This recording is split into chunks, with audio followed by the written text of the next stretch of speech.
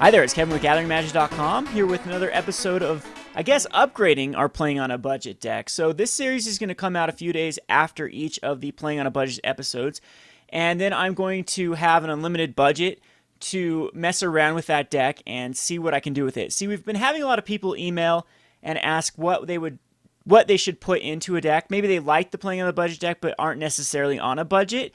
And so I get a ton of emails about what card should I put in to upgrade your mono white deck or your mono blue deck or whatever. So this video series is going to answer those questions. So if you did not have a budget but still like the whole Playing on a Budget feel, these videos will address that, and I'll show you exactly what I would add.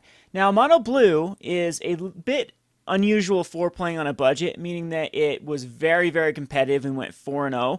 A lot of times it's very hard for me to kind of break that 3-1 barrier or 2-2 barrier with a budget deck, as you already are playing at a disadvantage with having to stay within a defined budget where your opponent can go crazy with expensive mythics and rares.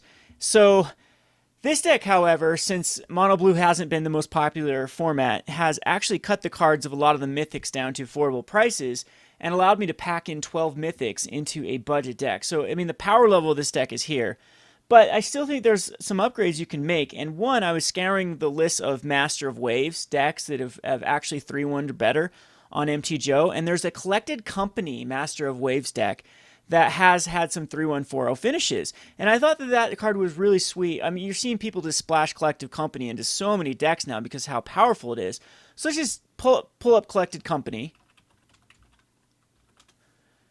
And this card says, look at the top 6 cards of your library, put up to 2 creature cards with converted mana cost 3 or less from among them onto the battlefield, put the rest on the bottom of your library in any order.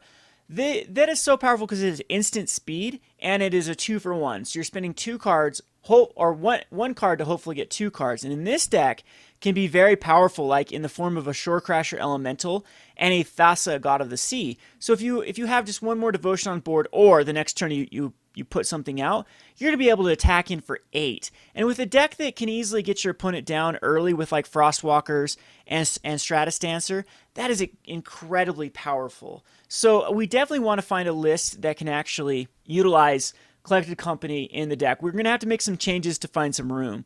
So I'm going to pull up the list that I've made here, and we will look at it. Come on, MTG. This is going to be, we're going to run all of the lands to fix here. I don't really care about tap lands because the Hypnotic Siren doesn't really need to come out first turn. We're not the hyper aggressive. We're not trying to be like Hypnotic Siren and then into Frostwalker, into Stormcrasher and win. It's just going to be kind of this tempo, do damage here, do damage there, and eventually Thassa and Master of Waves are going to win this game. So I'm going to run a playset of Thornwood Falls and a playset of Temple of Mystery. They're both quite good as they're going to fix the mana base without any huge drawbacks. I think Mana Confluence is too much of a drawback, but you're definitely welcome to test around with Mana Confluence. Yavimaya Coast is just better because it gives you the option to add that colorless mana. I'm going to keep in the Nykthos Shrine of Nyx because it can do some really crazy stuff with the Thassa, God of the Sea, and the Hypnotic Siren. So still at 24 lands.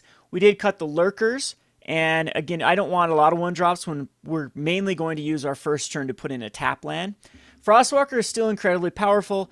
It is going to make the cut. It is an elemental with Master of Waves. It's a 4-1, puts your opponent on some pressure. It's a great blocker as well. And most of all, Frostwalker is just a good card to eat a removal spell. It's so awesome when they have to use a removal spell that could have killed, like an ultimate price, that could have killed a Master of Waves later on.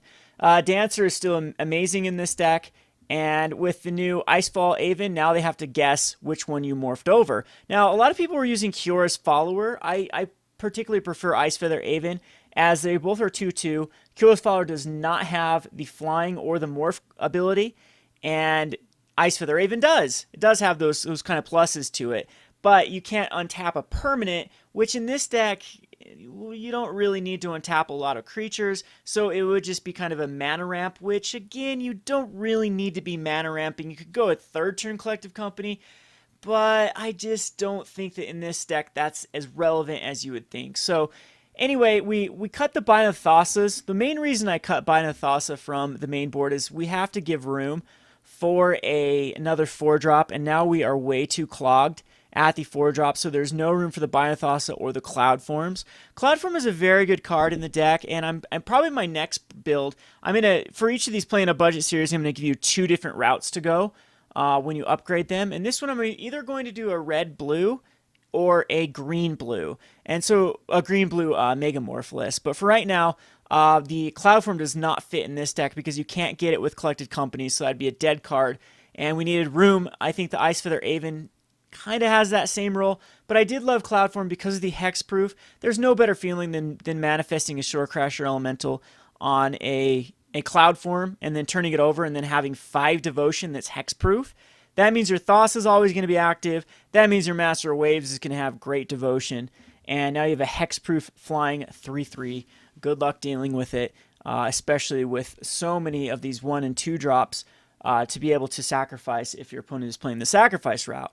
But anyway, another reason why I cut Bident of Thassa from the list, besides the clogged up and the Cloud Form, besides the clogged up Collective Company 4-drop slot, is that there is a card that is in so many decks right now called Dromoka's Command, and you just get blown out a lot of times when they choose to fight and make you sacrifice an enchantment. I've had a Master of Waves die with all of my tokens and the Bident of Thassa die off 1 card, and then it just feels like you're so far behind. You've just used 2 4-drops to die to a 2-mana instant speed spell. And yeah, so Bident of Thassas are still going to come in versus decks that aren't running the command. And it's going to be weird. I think that they'll come in when Master Waves. Well, I don't know. We'll have to see if Bident of Thassa actually still deserves a slot in here or not. And if it does, we'll put it back in. I still am holding on to my pet card of Chasm Skulker. In all honesty, it might not be a decent card in the metagame. What I thought is Collected Company can actually hit it, and that's pretty sweet. And it also, but it has good synergy with both Bident of Thassa and a card called Monastery Siege. Monastery Siege allows you to draw an extra card per turn and then discard a card. But the Chasm Skulker will still see it and still tick up, and it's just a very, very good card synergistic wise between the two. Other than they do cost the same mana cost. So I did cut some Encase in Ice and the Sidisi Faithful. Still going to run 2 Negates and 2 Disdainful Strokes, but I thought that Horizon Chimera also deserved a shot in this deck, as it is another flash card. Flash Flying Trample, very, very big in this deck. Can't get it off Collective Company, but you can still flash it in. And whenever you draw a card, you gain 1 life, which is pretty decent. Again, it's got more synergy with Bident of Thassa than anything, because that is really the only card draw that we have in here is just natural card draw and Bident. But it's still one of those cards that can fly over top your opponent. What I'm seeing in Standard right now is it gets pretty clogged, and sometimes just having the evasive creatures is going to be the route to victory. So this is going to be my updated list for the at least Splashing and Collected Company, and then we'll try one more. So I'm going to play 2 games with this, see how well it works, then we'll try a different route. So again, a huge shout out to Gathering Magic and Cool Stuff Inc. for sponsoring this video series. Go check them out. Go support them. They do a lot for the Rogue Deck Builder brand, the Rogue Deck Builder channel, and me as a player for allowing me to continue to play MTGO. So anywho, this has been Kevin with GatheringMagic.com. Thanks for watching.